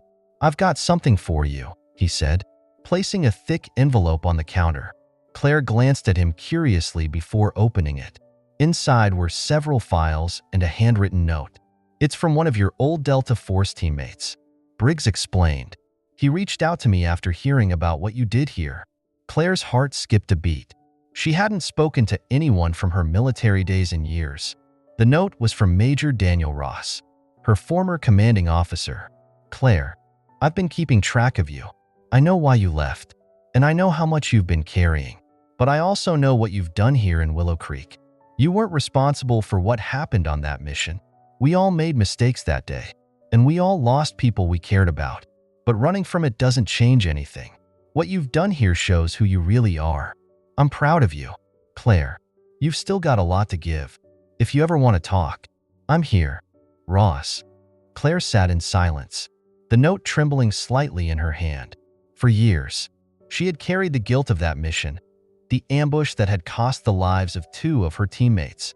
She had convinced herself that their deaths were her fault, that if she had made different decisions, they would still be alive. But now, for the first time, she felt a flicker of something she hadn't allowed herself to feel: forgiveness. That evening, Claire went for a walk through the town, her mind racing. Ross's words had opened a door she thought was closed forever. She passed by the hardware store, where a group of volunteers was working late into the evening to finish rebuilding. Earl spotted her and waved her over. "Claire," he called, "we could use an extra hand if you're not too busy." Claire hesitated for a moment before grabbing a hammer and joining the group. As they worked, she found herself smiling more than she had in weeks. For the first time, she wasn't just helping the town rebuild, she was rebuilding herself. The next morning, Claire returned to the diner to find a small group of children waiting outside with Betty. "What's this?" Claire asked, raising an eyebrow. Betty grinned. "They want to learn how to protect themselves, and they want you to teach them."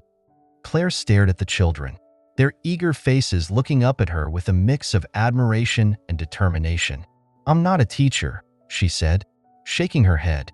"But you are a protector," Betty replied. "And that's exactly what they need." Reluctantly, Claire agreed to start small self-defense lessons for the children. At first, the sessions were informal, just a few simple drills and techniques taught in the empty diner parking lot. But as word spread, more kids, and even a few adults, began to join.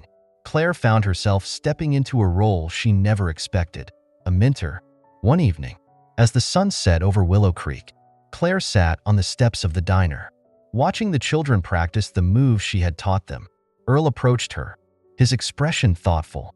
"You've given this town more than you know," he said. Claire looked at him, her brow furrowed. I just did what needed to be done. Earl smiled. That's what makes you different. Most people wouldn't have stayed to fight, let alone teach the rest of us how to stand up for ourselves. Claire nodded slowly, her gaze returning to the children. It's not about the fight. It's about what comes after. Later that night, Claire sat at her kitchen table, staring at the note from Ross. For so long, she had run from her past, convinced that she didn't deserve redemption. But now, she realized that redemption wasn't about erasing the past. It was about building a future. She picked up a pen and began writing a response. Ross, thank you for your words. For a long time, I didn't think I deserved forgiveness, but maybe it's time to stop running. What I've learned here is that strength doesn't come from being perfect. It comes from getting back up after you fall. I'm trying to do that now. Maybe one day, we'll talk in person. Until then, take care of yourself, Claire. As Claire sealed the letter, she felt a weight lift from her shoulders.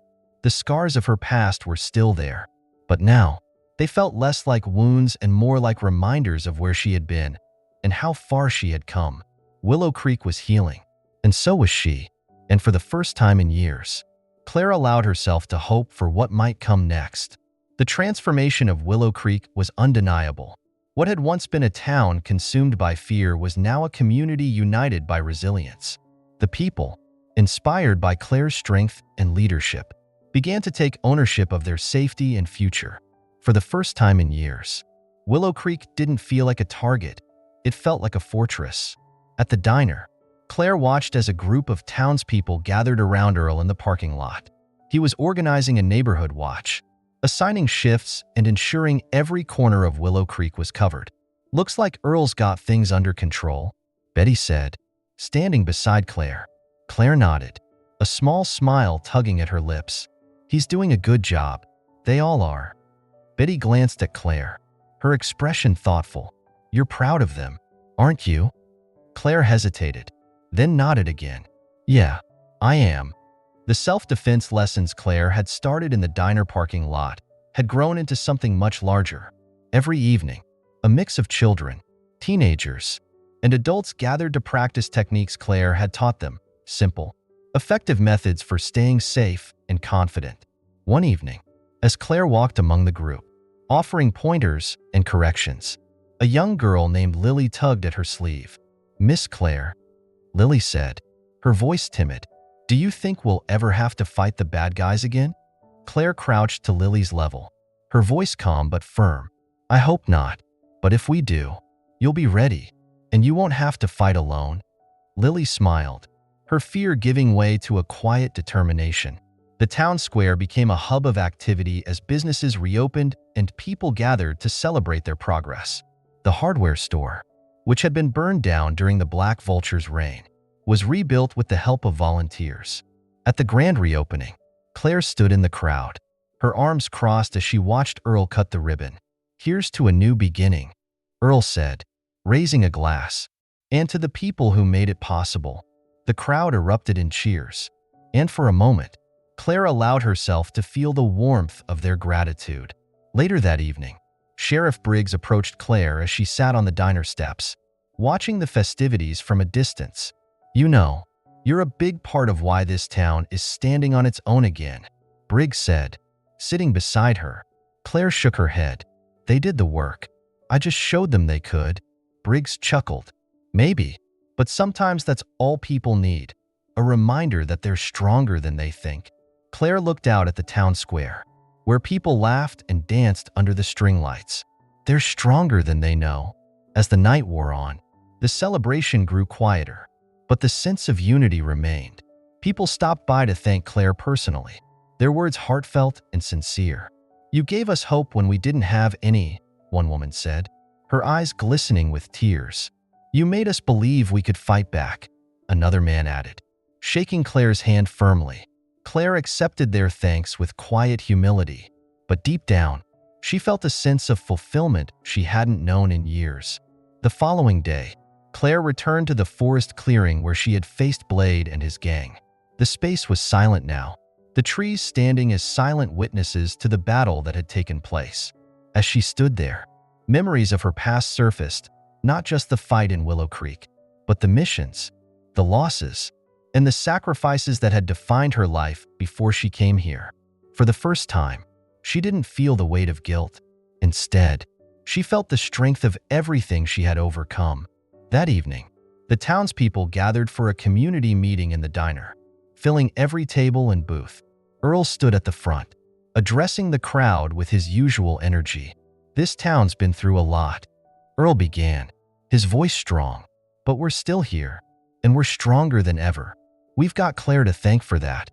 The crowd erupted into cheers, but Claire, standing at the back of the room, raised a hand to quiet them. "I didn't do this alone," Claire said, her voice carrying over the room. "This town stood up and fought back. You all showed what it means to be a community. That's what matters." The crowd nodded, their admiration for Claire evident. As the meeting ended and people began to disperse, Betty approached Claire, a warm smile on her face. "You've changed this place," Betty said, "and I think it's changed you, too." Claire nodded slowly. "Yeah, it has." For so long, Claire had run from her past, believing that she couldn't be part of anything real or lasting. But here, in Willow Creek, she had found something she never expected: redemption, purpose, and a place to call home. As Claire stepped outside into the cool night air, she looked up at the stars, her mind at peace for the first time in years. The town was healing, and so was she. Whatever challenges lay ahead, Claire knew she wouldn't face them alone. Because in Willow Creek, she wasn't just a protector. She was part of something bigger, a community, a family. Though Willow Creek was thriving again, Claire knew better than to assume the fight was over. Blade's capture had dismantled the Black Vultures, but whispers of his influence lingered. His network stretched farther than she'd initially realized, and it was only a matter of time before he made another move. That move came one night. As the diner was closing, Betty had just finished wiping down the counter when Claire froze mid-step. A faint noise, a low hum of an approaching vehicle, caught her attention. It wasn't a motorcycle this time, but the sound of a heavy engine. "Stay inside," Claire said abruptly, moving toward the door. "What is it?" Betty asked, her voice trembling. "I don't know yet," Claire replied, stepping outside. The headlights of a large black SUV cut through the darkness, pulling to a stop in the diner's parking lot. The door opened, and a man stepped out, his figure silhouetted against the glow of the lights. It wasn't Blade, but the man's posture and cold demeanor were unmistakable. He was here on Blade's behalf. "Claire Morrison," the man said, his voice sharp and authoritative. Claire didn't move, her gaze steady. "Who's asking?" The man smirked. "Just someone who's tying up loose ends." From the shadows behind the SUV, more figures emerged, 5 men in total, each armed and dressed in dark, tactical gear. Inside the diner, Betty watched in horror as the scene unfolded. She reached for the phone, her hands shaking, and dialed Sheriff Briggs. "Briggs," she whispered, "you need to get to the diner. Now, there are men here, armed." "I'm on my way," Briggs replied, his voice tense. In the parking lot, the tension was thick as Claire faced the group. "You work for Blade," she said. It wasn't a question. The man smirked. "He sends his regards. And a message. You should have stayed out of his way." Claire's jaw tightened. If this is Blade's idea of a message, he should have picked someone better. The smirk disappeared, replaced by a scowl. "We're not here to talk, Morrison. This ends tonight." The first man lunged at Claire, but she was faster. She sidestepped his attack and delivered a sharp elbow to his temple, knocking him out cold. The others moved in quickly, but Claire's training took over. She ducked under a swing, disarmed one of the men with a fluid motion, and used his weapon against him. The fight was brutal and chaotic, but Claire's precision and experience gave her the upper hand. Just as Claire subdued the fourth attacker, the sound of sirens echoed in the distance. Sheriff Briggs and his deputies arrived, their lights flooding the parking lot. The remaining man raised his hands, realizing he was outnumbered. Briggs stepped out of his vehicle, his weapon drawn. "Drop your weapon," he commanded. The man complied, dropping his knife to the ground as deputies moved in to restrain him. As the scene calmed, Briggs approached Claire, his eyes wide with concern. "You all right?" he asked. Claire nodded, though her breathing was heavy. "I'm fine, but this isn't over." Blade still pulling the strings. Briggs glanced at the restrained attackers, his jaw tightening. "We'll get them to talk." Back at the station, the interrogation began. The leader of the group, unwilling at first, eventually broke under pressure. "Blade's not done," the man admitted, his voice laced with defiance. "He's got connections everywhere. You think locking him up will stop him? He'll always find a way." Briggs relayed the information to Claire the next morning.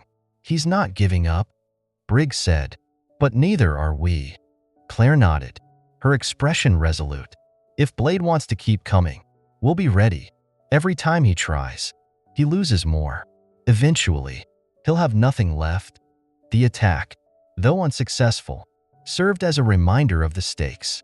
Claire doubled down on her efforts, refining the town's defenses and ensuring the people were prepared for any future threats. Earl, now a de facto leader of the neighborhood watch, summed it up best during a meeting. "We've faced worse than this," he said, addressing the group, "and we're still standing. Whatever Blade throws at us, we'll handle it together." One evening, as Claire sat on her apartment porch, Betty joined her, carrying 2 cups of tea. "You think this is the last of it?" Betty asked, handing Claire a cup. Claire shook her head. "People like Blade don't know when to quit, but every time he tries, he exposes more of himself. Sooner or later, he'll run out of places to hide." Betty smiled softly. "And until then, we've got you." Claire looked out at the quiet streets of Willow Creek, the faint hum of laughter and conversation drifting through the night. "No," she said, "you've got each other. That's what matters." Despite the lingering threats, the town continued to rebuild, its spirit unbroken. And for Claire, the fight was no longer just about defeating Blade. It was about proving that even in the face of fear, a united community could stand strong. The battle wasn't over, but Willow Creek was ready for whatever came next. And so was she. The morning dawned bright over Willow Creek, the golden sunlight casting a warm glow across the streets. For the first time in months, the air was filled not with tension but with hope. The town had weathered the storm, and though scars remained, its people had emerged stronger than ever. At the center of it all was Claire Morrison. In the diner, Betty and Earl busied themselves preparing for a special event. The usually simple space was adorned with string lights and fresh flowers, the tables pushed together to form one long communal setup. "It feels like a celebration," Betty said, her voice tinged with excitement. "It is," Earl replied, straightening a chair. "We've got a lot to celebrate, this town, the people in it, and the ones who've kept it safe." Betty glanced toward the kitchen, where Claire was finishing up a batch of coffee. "You think she'll say something?" Earl chuckled. "Claire? She'll try not to, but we'll make sure she does." As the day unfolded, the townspeople began to gather at the diner. Children played in the parking lot, their laughter echoing through the air, while neighbors exchanged greetings and shared food. Claire stood at the edge of the crowd, observing quietly. She wasn't used to being the center of attention, and the thought of it made her uneasy. But when Earl called for everyone's attention, she knew there was no escaping it. "All right, everyone," Earl began, raising a glass. "We've been through a lot lately, but here we are, stronger, safer, and more united than ever." The crowd cheered, their energy contagious. Earl continued, his voice steady. "We owe that to all of us. But there's one person who showed us what it means to stand up for what's right. Claire Morrison, get up here." The crowd erupted into applause, their chants of "Claire, Claire," impossible to ignore. Reluctantly, Claire stepped forward, her cheeks flushed. For a moment, she hesitated, unsure of what to say. Then, as she looked out at the faces of the people she had come to care for, the words came naturally. "I don't like speeches," Claire began, drawing a laugh from the crowd. "But I'll say this, you didn't need me to save this town. Everything you needed was already here. You just had to see it." She paused, her voice softening. "Strength isn't about fighting. It's about standing together, supporting each other, and refusing to give in to fear. That's what makes Willow Creek special." The crowd clapped and cheered, their appreciation for Claire evident in their smiles. Claire raised her glass. To all of you, and to a future where no one, no gang, no threat can ever take this town from us again. As the celebration continued, Claire found herself surrounded by people offering their thanks and gratitude. It was overwhelming, but also deeply fulfilling. At one point, Betty pulled her aside, her eyes shining with pride. "You've given this town more than just safety," Betty said. "You've given it hope." Claire smiled faintly. "It wasn't just me." Betty shook her head. "No, but it started with you. And that's something no one will forget." Later that night, as the festivities wound down and the town square grew quiet, Claire walked through the streets, reflecting on how far Willow Creek had come. She passed by the newly rebuilt hardware store, the diner, and the small park where children had begun playing again. Each place was a testament to the resilience of the town and the people who called it home. When she reached her apartment, she paused on the porch, looking out at the stars. For the first time in years, Claire felt a sense of peace, not because the fight was over, but because she knew she wasn't fighting alone anymore. The next morning, Claire resumed her usual routine, but with a difference. The children she had been teaching self-defense waved to her as she walked by, their smiles bright and eager. Earl gave her a thumbs up from the neighborhood watch post, and Briggs nodded to her as he passed in his patrol car. This was her life now, not as a soldier, but as a protector, a mentor, and a part of something greater. As Claire stood in the diner, watching the town come to life outside the window, Betty approached her with a cup of coffee. "What's next for you?" Betty asked. Claire sipped her coffee, her gaze steady. "Whatever this town needs." Betty smiled. "And if trouble comes back?" Claire's lips quirked into a faint grin. "Then they'll find out the hard way that we don't scare easy." The story of Claire Morrison and Willow Creek didn't end with Blade's defeat. It was only the beginning. The town, once broken by fear, was now a beacon of strength and unity, a place where people stood together no matter what challenges came their way. And Claire, once burdened by her past, had found a new purpose, a new home, and a new beginning. For the first time in a long time, she wasn't running anymore. She was exactly where she was meant to be. The end.